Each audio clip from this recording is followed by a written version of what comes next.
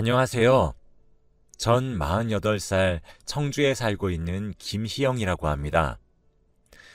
제가 사는 것이 바빠서 주위에 이렇다 할 친구도 한 명 없고, 이젠 세상에 혼자 남겨진 기분이 들어 이렇게 글로 제 이야기를 써서 보내봐요. 전 30살에 남편과 결혼했고 10년의 결혼 생활 끝에 이혼을 했습니다. 그리고 지금으로부터 1년 전에 6년의 별거 생활을 끝으로 다시 재결합을 했어요. 지금부터 이 얘기를 한번 해보려고 합니다. 남편과는 지인들의 소개팅을 통해 만났어요. 그런데 만나자마자 저희 둘 다 사랑에 빠졌고, 소개팅을 한 그날 당시에 눈빛이 통해버렸어요. 그렇게 번갯불에 콩을 볶아 먹듯이 배가 불러오기 전에 결혼식을 올려야 했습니다. 하지만 저는 어렸을 때 부모님 두 분 다 돌아가시고 없어요. 그랬기에 시댁에서 저를 정말 탐탁지 않게 생각하셨습니다. 아이를 가져서 남편이 책임지겠다 강경하게 주장하였기에 우린 무사히 결혼을 할 수 있었어요. 하지만 시댁의 시집살이는 정말 어마어마했습니다. 상상했던 것 이상이더라고요. 저는 결혼 기간 10년 동안 단 한 번도 다른 곳으로 눈을 돌린 적도 없고, 제 가정과 시댁에 정말 최선을 다해 모든 것을 해드렸어요. 가정을 지키겠다고 거의 목숨을 걸었다고 봐도 무방합니다. 제가 부모를 어린 나이에 잃었기에 시댁을 제 부모처럼 섬기겠다 노력도 정말 많이 했지요. 그런데 제가 아무리 잘 챙겨드리고 노력을 해도 시댁에선 저를 받아들여주지 않더군요. 길가에 있는 돌멩이도 저보단 나은 취급을 받을 겁니다. 시집살이의 시작은 결혼 초 제 뱃속에 아이가 있는데도 계속되었습니다. 저와 남편은 전세 대출까지 받으며 아파트에 신혼집을 차렸어요. 아무래도 신혼생활 없이 바로 아이와 함께 살게 될 것이다 보니까 좀 더 안전하고 괜찮은 환경에서 자라게 하고 싶었고, 저와 남편의 욕심이었죠. 저희가 결혼할 적에 시댁에선 아무런 지원도 해주시지 않으셨습니다. 전 당연히 이해했어요. 저희가 만나서 저희 스스로 가정을 일궈내야 되는 것이 맞다고 생각했거든요. 그런데 저희가 아파트에 입주하고 2달 뒤에 저희 아랫집으로 누가 이사를 오셨는지 아시나요? 바로 시부모님들이셨어요. 그때부터 정말 지옥이 펼쳐졌습니다. 시부모님은 제게 일을 그만두고 집안일을 배우라 하셨죠. 어린 나이에 부모도 없이 홀로 컸을 테니 배움이 모자랄 것 같다면서요. 항상 그러셨습니다. 특히 시어머니는 제게 쓴소리를 하실 때면 매번 부모 없이 컸던 네가 뭘 그리 잘 알겠니? 라고 덧붙이셨죠. 그 말이 참 상처였습니다. 그 시절 멍청했던 전 제가 열심히 노력하면 시부모님께 이쁨 받을 수 있을 거란 착각에 빠져 정말 일을 그만두었어요. 남편이 출근하고 나면 전 아랫집 시댁으로 내려가 밥을 차려드리며 검사를 받아야 했어요. 제가 조금이라도 늦게 내려가면 불호령이 떨어졌죠.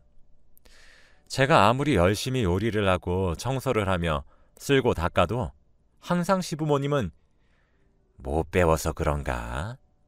영 별로구나 라고 하셨습니다. 갈비찜을 한번 한 적이 있었는데 너무 달다고 하시더라고요.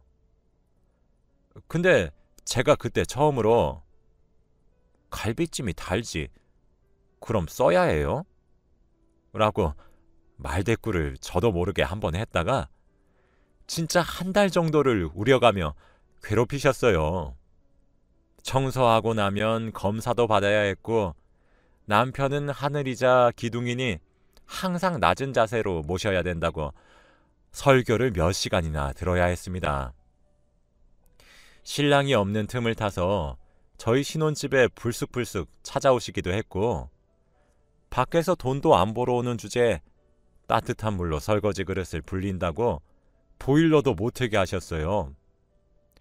옛날엔 다 강에서 설거지를 하셨다면서요. 비슷한 일로 이불 빨래를 임산부인 저보고 직접 빨게 하시더라고요. 아무리 세상이 발전해서 세탁기라는 요물이 생겨도 사람이 직접 밟는 것보단 못하다면서 말이죠. 또 지난밤에 밤늦게 화장실을 갔었던 적이 있었거든요. 이게 임신을 하다가 제가 방광염에 한번 걸리게 되어가지고 화장실을 되게 자주 가게 되었어요. 그런데 다음날 시어머니가 저더러 그 늦은 시간에 남편 깨울 일 있니? 앞으로 새벽에 화장실을 가지 말거라 하시는데 어찌나 서러웠는지 몰라요. 다른 집은 임신했으면 복덩이라 이름도 붙여주시곤 하는데 전 그런 취급은 고사하고 하녀 취급만 받고 있으니 얼마나 서러웠는지 모릅니다. 아이의 성별을 알렸을 때도 배운 게 없어 남자를 못 낳는 것 아니냐며 대를 끊으려고 작정한 것 아니냐며 가슴을 후벼 파시는데, 딸을 가졌던 것이 죄가 될 수 있다는 사실을 시집을 가고서야 알게 되었네요. 임신 도중에 산부인과를 갔을 때 매번 들었었던 말은 스트레스를 받지 말라는 소리였죠. 스트레스를 너무 많이 받았는지 임신 중에도 위험을 달고 살았고 음식도 제대로 먹지 못했습니다. 남편에게 화풀이도 많이 했어요. 정말 많이 화를 냈었거든요. 남편도 별난 시댁 식구들의 성질을 알아서 열심히 막아주려고 했지만 그래도 그게 다 막아졌겠어요. 날이 갈수록 살이 빠졌고 산부인과에서 이러면 아이가 힘들어질 수 있다는 말까지 듣게 되었습니다. 그래서 전 아직도 아이에게 참 미안해요. 제가 임신 도중 너무 스트레스를 크게 받아 아이를 예민한 사람으로 만든 것 같거든요. 다행히 아이는 잘 견뎌주었고 건강하게 잘 태어났습니다. 여자아이였는데 저를 너무 많이 닮았더라고요. 이 부분도 시댁에서 정말 싫어하셨어요.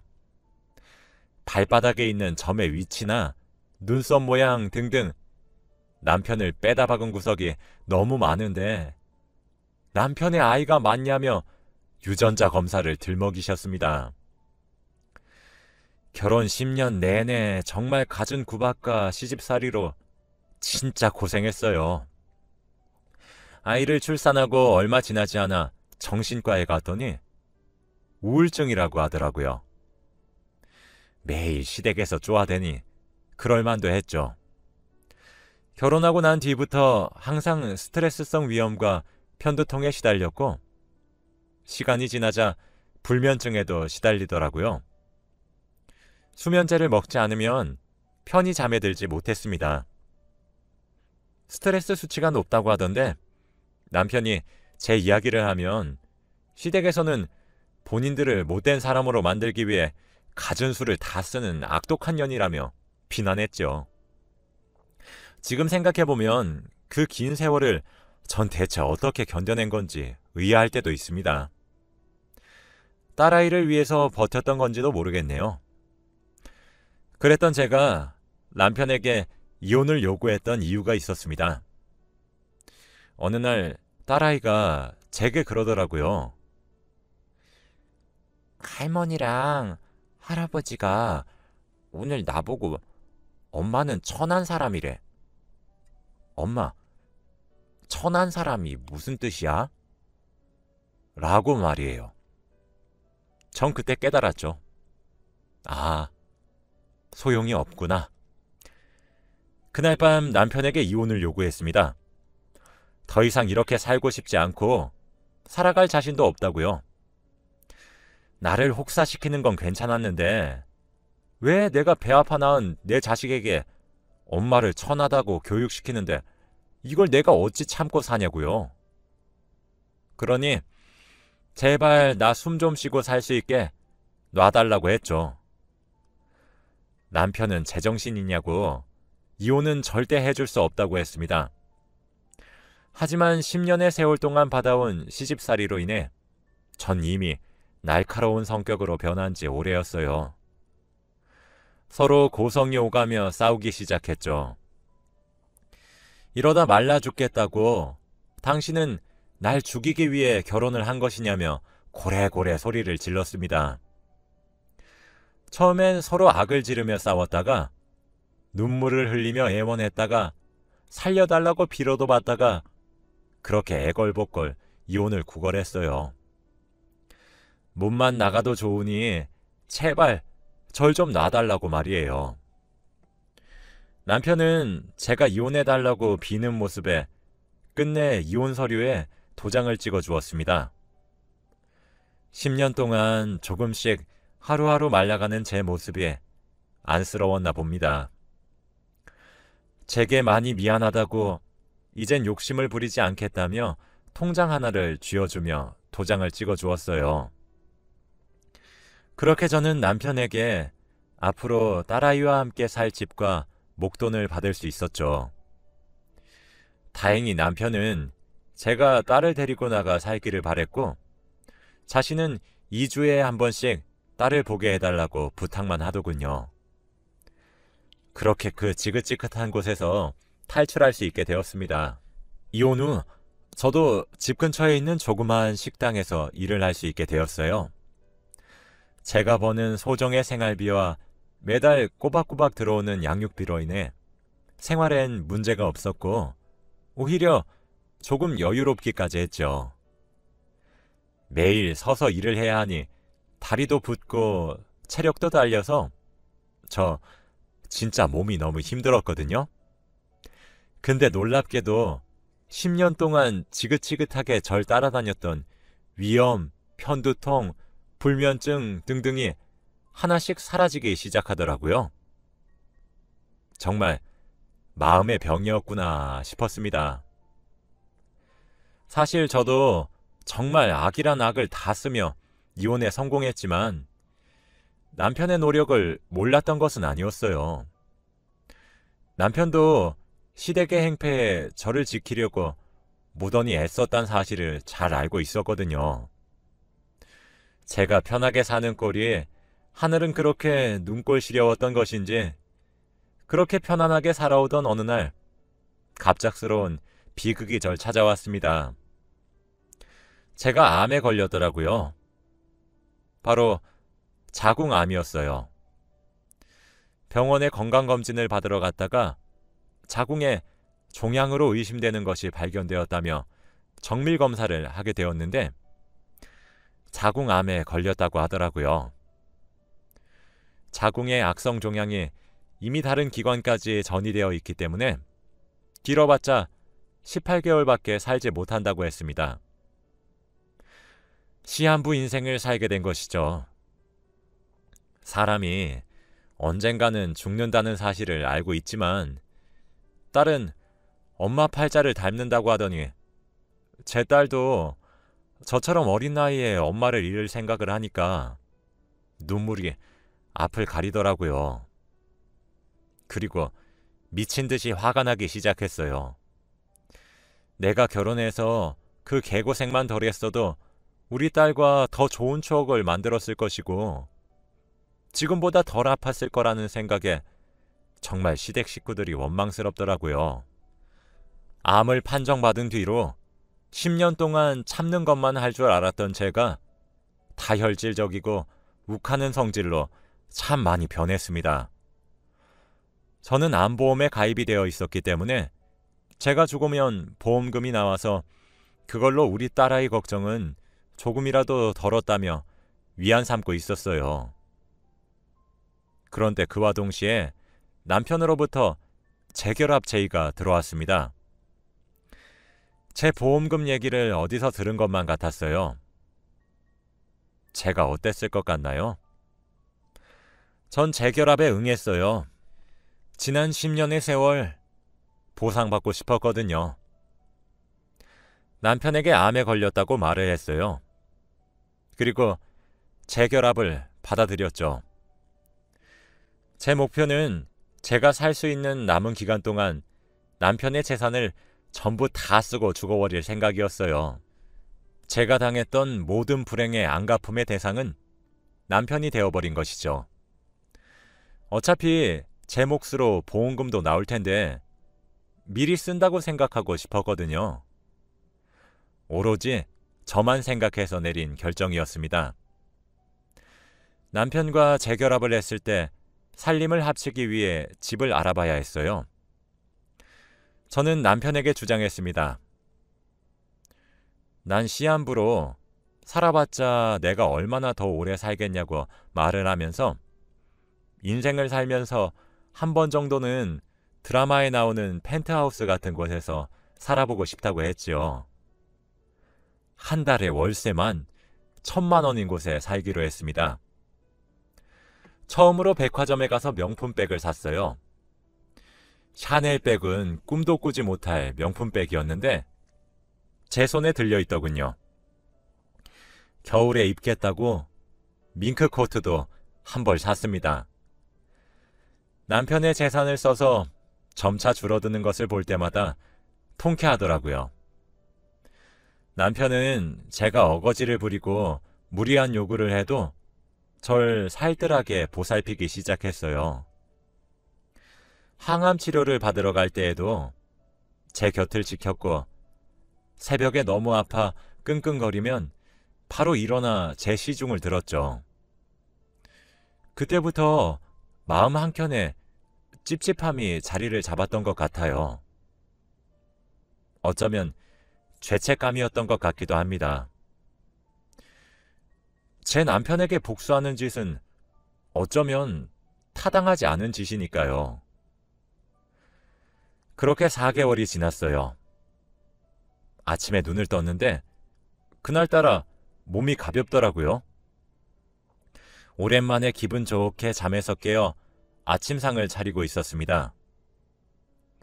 평소엔 저보다 일찍 일어나 아침 준비를 하던 남편이 늦잠을 자더라고요. 아침을 다 차린 후 아이를 학교에 보내고 남편을 깨웠습니다. 그런데 남편의 몸이 차가웠고 딱딱했습니다. 알고 보니 남편은 사망한 상태였어요. 잠을 자다 죽었으니 호상이었죠. 너무 놀라 발도 안 떼어질 정도였고 가까스로 119에 전화를 해 신고를 했죠. 그렇게 알게 된 사실은 너무 충격적이었습니다. 사실 남편은 대장암 말기에 걸려 투병 중인 상태였고 제게 재결합을 권한 이유는 제 보험금을 노린 것이 아니라 자신의 죽음으로 제가 보험금을 탈 수 있게 하기 위한 것이었어요. 남편의 보험금은 무려 7억이나 되더군요. 저는 정말 다시 살게 된 4개월의 시간 동안 남편의 병색을 전혀 눈치채지 못했습니다. 정말 멀쩡했거든요. 진짜 믿기지가 않더라고요. 무슨 정신으로 남편을 떠나보냈는지 잘 기억이 나지 않아요. 전 그냥 저희가 살았던 펜트하우스를 벗어나고 싶기만 했습니다. 이사를 하기 위해 짐을 싸던 도중 남편의 유품 사이에 편지 한 통을 발견하게 되었는데 편지에는 이렇게 쓰여 있었습니다. 여보, 안녕. 나야 당신 남편. 당신을 만났었던 그날의 봄날을 아직도 난 잊지 못해. 며칠 전에 건강검진 갔다 왔는데 의사 선생님이 대장에 종양이 있는 것 같다고 하는 거야. 그래서 정밀 검사를 했는데 그게 암이라고 하더라. 심지어 너무 늦게 왔대. 대장암 말기래. 나보고 길어봤자 6개월 살 수 있을 거라고 하더라. 난 그래서 내가 죽으면 받을 수 있는 보험금부터 알아봤어. 7억 정도였지. 이거 당신 주려고 재결합 하자고 한 거야. 우리 집 사람들이 당신에게 얼마나 많이 죄를 지었는데 내가 무슨 염치로 사랑하는 당신에게 재결합을 권하겠어. 이번에 나올 내 보험금을 빌미로 당신에게 재결합을 하자고 권유한 거였어. 그런데 당신도 암에 걸렸다고 하더라. 정말 세상이 무너지는 기분이었어. 내가 죽고 나서 당신이 혼자 우리 딸내미 키우는데 도움이 되라고, 이제 자유롭게 잘 살아가라고 그렇게 남겨주고 싶었던 돈이었는데 어떻게 해야 될지 모르겠다, 정말. 그래도 당신 끝까지 치료를 포기하지 말아줘. 우리 아이를 생각해서라도. 난 우리 딸아이에게 좋은 아빠가 되어주지 못했고 당신에게도 좋은 남편이 되어주지 못했어. 당신이 시집살이에 시달려서 매일 밤마다 수면제를 먹어가며 겨우 잠에 드는 모습을 지켜보면서도 내가 적극적으로 당신을 보호해주지 못해서 정말 미안해. 당신이 죽을 날을 받아놔서 하고 싶은 것들 다 해보고 싶다고 했을 때 사실 너무 기뻤어. 그 소원 내 소원과 같은 것이었거든. 당신이 이 편지를 읽고 있을 땐 이미 내가 세상을 떠난 뒤겠지만 그동안 너무 행복했어. 많이 미안했고 정말 많이 사랑했어. 앞으로 잘 지내길 바랄게. 당신의 병도 내가 하늘로 떠나가며 다 가져갈 수 있게 할게. 힘내서 잘 살아가길 바래. 내 모든 재산과 보험금의 수익자는 전부 당신이야. 그동안 미안했고 고마웠던 마음을 돈으로 대신하는데 당신에겐 한없이 줘도 보상이 되진 않겠지만 부디 받아주길 바래. 남은 생도 당신 후회 없이 살아줘. 우리 집안 사람들이 달라고 해도 절대 돈을 떼어주지 마. 전부 당신 거야.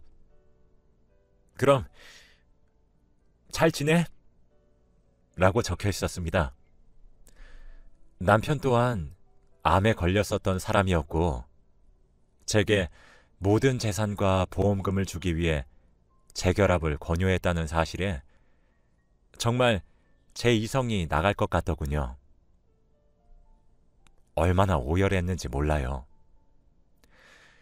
탈진을 몇 차례나 하고 겨우 그 집을 나와 살기 시작했습니다.